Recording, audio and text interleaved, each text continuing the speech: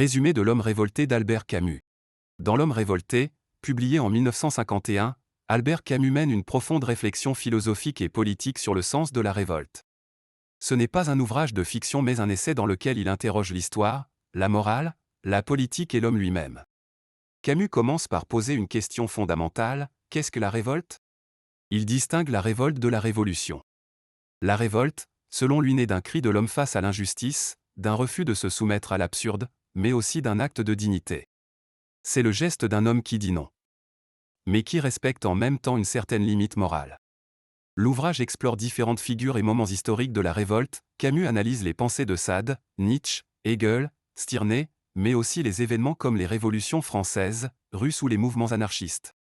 Il montre comment la révolte, lorsqu'elle se radicalise et perd sa dimension éthique, peut dégénérer en tyrannie.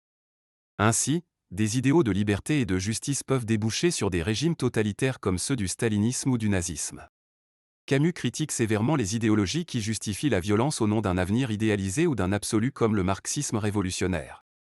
Pour lui, une vraie révolte doit être mesurée fidèle à l'homme, respectueuse de la vie humaine. Il plaide pour une révolte lucide qui refuse le meurtre et choisit la solidarité. En somme, L'Homme révolté est un appel à une morale de la révolte, celle qui refuse l'injustice sans devenir injuste elle-même, qui combat le mal sans sombrer dans le fanatisme. L'essai conclut que la seule révolte légitime est celle qui, tout en refusant l'absurde et l'oppression, réaffirme la valeur de la vie et de la fraternité humaine.